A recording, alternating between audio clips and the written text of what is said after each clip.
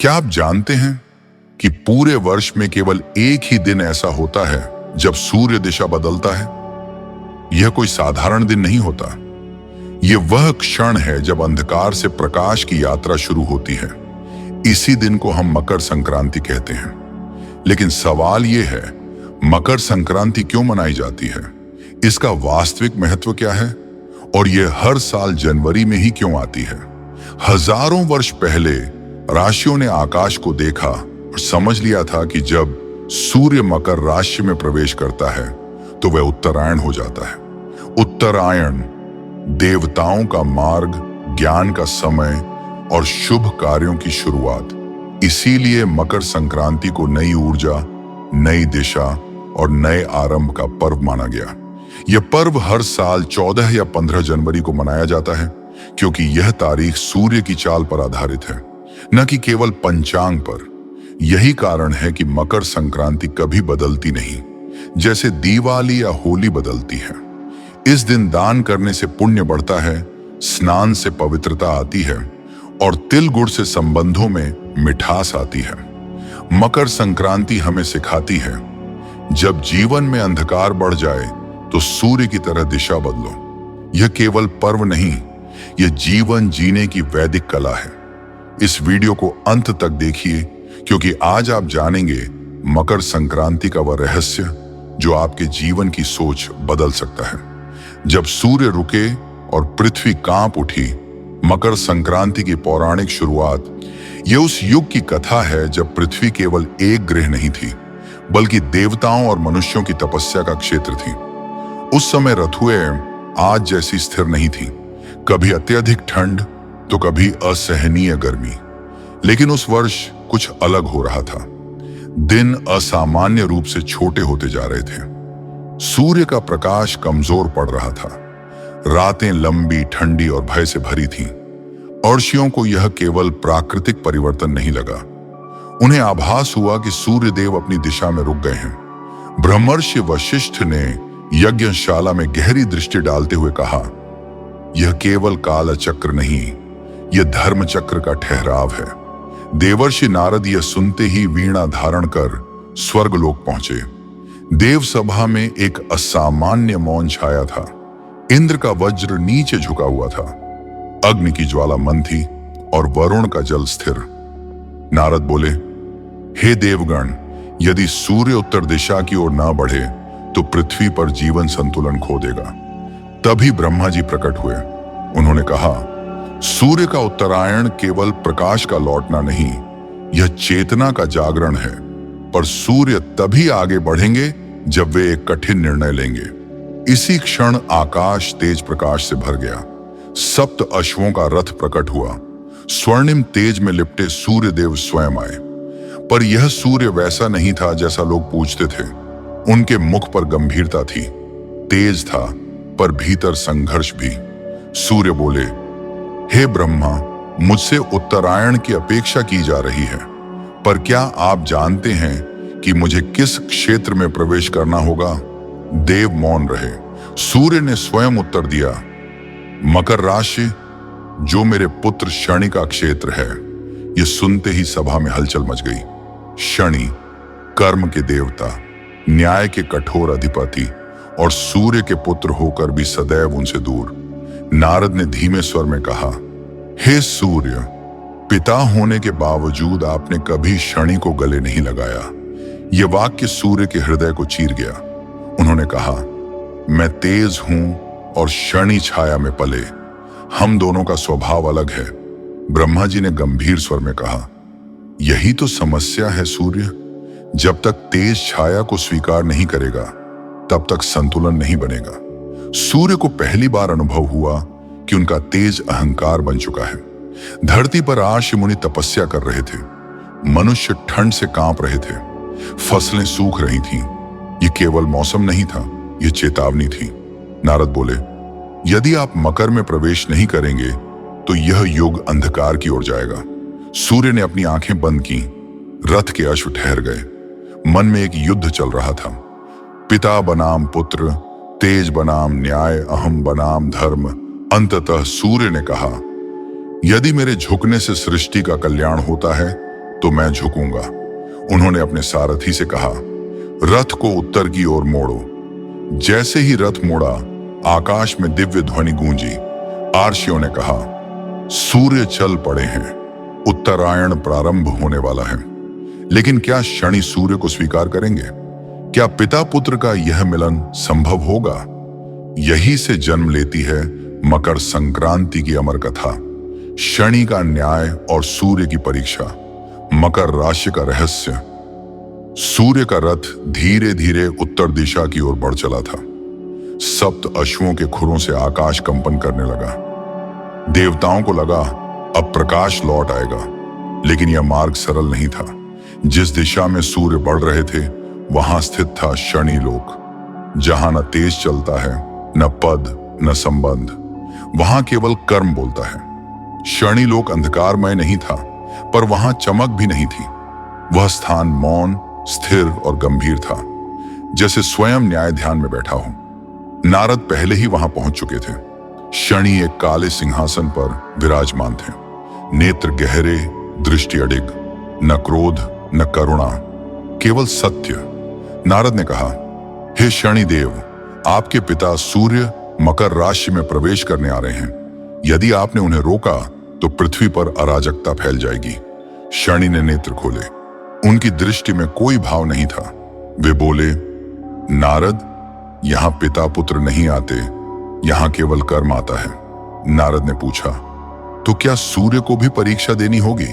शनि ने उत्तर दिया, विशेष रूप से सूर्य को। उधर सूर्य का रथ शनि लोक की सीमा तक पहुंच चुका था। जैसे ही सूर्य आगे बढ़े, आकाश का प्रकाश मंद पड़ गया। यह कोई युद्ध नहीं था, यह अहंकार का क्षय था। शनि खड़े हुए।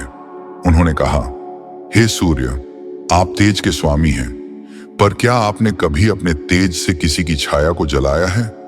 सूर्य मौन रहे। शनि आगे बोले, आपने सदा प्रकाश दिया, पर छाया को कभी देखा नहीं। मैं उसी छाया से जन्मा हूं। यह शब्द सूर्य के हृदय में गहरे उतर गए। शनि ने कहा, यदि आप मकर राशि में प्रवेश चाहते हैं, तो पहले स्वीकार करें कि कर्म तेज से ऊपर है। देवताओं ने यह सुना तो चिंतित हो उठे। इंद्र फुसफुसाए, यदि सूर्य झुक गए तो क्या उनका तेज समाप्त हो जाएगा? लेकिन ब्रह्मा ने उत्तर दिया, तेज झुकने से समाप्त नहीं होता, वह शुद्ध होता है। सूर्य ने गहरी सांस ली। उन्होंने कहा, हे शनि, मैं स्वीकार करता हूं कि मैंने पिता होकर भी कर्तव्य निभाने में त्रुटि की। यह सुनते ही शनि के नेत्रों में पहली बार आर्द्रता झलकी, लेकिन उन्होंने भाव नहीं दिखाया। शनि बोले, तो क्या आप मकर राशि में विनम्रता से प्रवेश करेंगे? सूर्य ने अपना मुकुट उतारा, रथ से नीचे उतरे और बोले, आज मैं केवल सूर्य नहीं, एक साधक हूं। यह दृश्य सृष्टि ने पहले कभी नहीं देखा था। जैसे ही सूर्य ने मकर राशि की सीमा में पहला कदम रखा, धरती पर ठंडी हवा में गर्माहट घुल गई। दिन धीरे धीरे लंबे होने लगे। फसलें फिर से सांस लेने लगीं। ऋषियों ने कहा, उत्तरायण प्रारंभ हो गया। शनि ने सूर्य की ओर देखा और कहा, आज से यह दिन मकर संक्रांति कहलाएगा, जहां तेज ने न्याय को स्वीकार किया। सूर्य ने उत्तर दिया, और जहां पिता ने पुत्र के कर्म को सम्मान दिया। देवताओं ने पुष्प वर्षा की। नारद मुस्कुराए, लेकिन यह केवल खगोलीय घटना नहीं थी, यह संदेश था, जो झुक सकता है वही आगे बढ़ सकता है। और इसी कारण मकर संक्रांति अहंकार त्याग का पर्व बनी। लेकिन अभी कथा पूरी नहीं हुई थी, क्योंकि पृथ्वी पर एक महापुरुष इसी उत्तरायण की प्रतीक्षा में शरशैया पर लेटा था। शरशैया पर पड़ा धर्म, भीष्म पितामह और उत्तरायण का अमर रहस्य। कुरुक्षेत्र का युद्ध समाप्त हो चुका था। हजारों योद्धाओं का रक्त धरती में समा चुका था, पर युद्ध के शोर के बाद जो मौन छाया था, वह और भी भयावह था। उसी रणभूमि में बाणों की शैया पर लेटे थे भीष्म पितामह। उनका शरीर घायल था, पर चेतना अडिग। उनकी आंखें आकाश की ओर थीं, मानो किसी विशेष क्षण की प्रतीक्षा कर रही हों। युधिष्ठिर धीरे धीरे उनके पास आए। उनकी आंखों में अपराध बोध था। उन्होंने कांपते स्वर में पूछा, पितामह, आप चाहें तो अभी देह त्याग सकते हैं, फिर यह पीड़ा क्यों? भीष्म मुस्कुराए, एक शांत तपस्वी मुस्कान। उन्होंने कहा, वत्स, यह देह अब पीड़ा नहीं है, यह प्रतीक्षा है। युधिष्ठिर चकित हुए। किसकी प्रतीक्षा? भीष्म ने उत्तर दिया, उत्तरायण की। यह शब्द युधिष्ठिर के हृदय में गूंज उठा। भीष्म बोले, सूर्य जब दक्षिणायण में होता है तो वह पितृलोक का मार्ग खोलता है, पर उत्तरायण देवलोक और मोक्ष का द्वार है। चारों ओर खड़े पांडव निशब्द हो गए। भीष्म ने आगे कहा, मैंने जीवन भर धर्म निभाया है। अब अंतिम क्षण में मैं उस समय को चुनना चाहता हूं जब प्रकृति स्वयं मोक्ष का आह्वान करे। दिन बीतते गए। सूर्य धीरे धीरे उत्तर दिशा की ओर बढ़ रहा था। इधर भीष्म की सांसें शांत होती जा रही थीं और ऋषि मुनि आकर उनके चरणों में बैठते, ज्ञान ग्रहण करते। यही वह समय था जब भीष्म ने राजधर्म, आपद धर्म और मोक्ष धर्म का उपदेश दिया। सूर्य जैसे जैसे मकर राशि के निकट पहुंचा, आकाश का रंग बदलने लगा। ठंडी हवा में हल्की गर्माहट आ गई। ऋषियों ने घोषणा की, कल सूर्य मकर में प्रवेश करेगा। भीष्म ने आंखें खोली। उन्होंने आकाश की ओर देखा और कहा, समय आ गया है। मकर संक्रांति की प्रभात। सूर्य ने जैसे ही मकर राशि में प्रवेश किया, उत्तरायण आरंभ हुआ। उसी क्षण भीष्म ने गहरी सांस ली। उनका स्वर स्पष्ट था, मैं अब देह नहीं, धर्म को अर्पित करता हूं। उन्होंने प्राण वायु को हृदय से ब्रह्मरंध्र की ओर प्रवाहित किया। चारों ओर दिव्य प्रकाश फैल गया। देवताओं ने आकाश से पुष्प वर्षा की। इंद्र ने कहा, धन्य है यह मनुष्य जिसने मृत्यु को भी धर्म का उत्सव बना दिया। सूर्य ने स्वयं भीष्म को नमन किया। कहा जाता है, जिस दिन भीष्म ने देह त्यागा, उस दिन पृथ्वी पर मकर संक्रांति का पुण्य सहस्र गुना हो गया। यही कारण है कि शास्त्र कहते हैं, उत्तरायण में किया गया स्नान, दान और तप मोक्ष की सीढ़ी बनता है। भीष्म पितामह की कथा हमें यह सिखाती है, मृत्यु से मत डरो, समय का चयन सीखो। मकर संक्रांति केवल सूर्य का पर्व नहीं, यह सही क्षण में सही निर्णय का प्रतीक है। पर कथा अभी समाप्त नहीं हुई, क्योंकि अब प्रश्न उठता है, तिल क्यों, दान क्यों, अग्नि क्यों? और आज के युग में इस पर्व का वास्तविक अर्थ क्या है? तिल, अग्नि और दान, मकर संक्रांति का शाश्वत संदेश। जब सूर्य मकर राशि में प्रवेश कर उत्तरायण का आरंभ करता है, तो केवल आकाश की दिशा नहीं बदलती, मानव जीवन की धारा भी बदलने का संकेत पाती है। भीष्म पितामह के देह त्याग के बाद ऋषि मुनियों ने जनमानस को मकर संक्रांति का वास्तविक अर्थ समझाया। आराशी अंगिरा ने कहा, जिस दिन सूर्य उत्तरायण होता है, उस दिन प्रकृति स्वयं दान स्वीकार करने बैठती है। लोगों ने पूछा, पर दान में तिल ही क्यों? ऋषि मुस्कुराए। उन्होंने समझाया, तिल छोटा है पर उसमें अग्नि का वास है। जैसे छोटा कर्म भी सच्चे भाव से किया जाए तो महान फल देता है। तिल का रंग काला होता है, जो शनि से जुड़ा है, और तिल में छिपी अग्नि सूर्य का प्रतीक है। इस प्रकार तिल दान सूर्य और शनि के सामंजस्य का प्रतीक बन गया।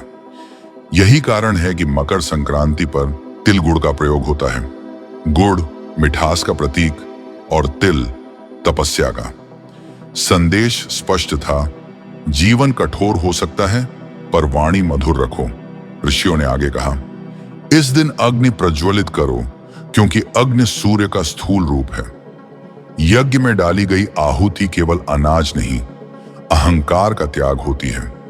लोगों ने गंगा, यमुना और सरस्वती में स्नान करना प्रारंभ किया। जल शुद्धि का प्रतीक और सूर्य ऊर्जा का। जब दोनों मिलते हैं तो मन और शरीर दोनों शुद्ध होते हैं। धीरे धीरे मकर संक्रांति केवल एक पर्व नहीं रहा, यह जीवन जीने की विधि बन गया। राजा प्रजा में भेद नहीं रखते, धनी निर्धन को दान देता, वैरी भी उस दिन मित्र बनते। आरषि कहते, उत्तरायण का अर्थ है नीचे से ऊपर की यात्रा, अज्ञान से ज्ञान की ओर, अंधकार से प्रकाश की ओर। अहंकार से धर्म की ओर आज का मनुष्य पतंग उड़ाता है, लेकिन क्या आपने सोचा है, पतंग ऊपर जाती है पर डोर धरती से जुड़ी रहती है। यही मकर संक्रांति का संदेश है। ऊंचा उड़ो पर जड़ों को मत छोड़ो। आज भी जब हम कहते हैं तिल गुड़ गया घोड़ घोड़ बोला, तो यह केवल परंपरा नहीं, यह एक वैदिक उपदेश है। कठोर समय में भी मधुर व्यवहार रखो। सूर्य हर दिन उगता है पर उत्तरायण सिखाता है दिशा बदलना भी साहस है। यदि जीवन में अंधकार हो तो सूर्य की तरह रास्ता बदलो। यही मकर संक्रांति है, यही धर्म है, यही सनातन है। यदि यह पौराणिक कथा आपके हृदय तक पहुंची हो तो वीडियो को लाइक करें, चैनल को सब्सक्राइब करें और इस सनातन ज्ञान को अगली पीढ़ी तक पहुंचाएं। जय सूर्य देव, जय शनिदेव, जय सनातन धर्म।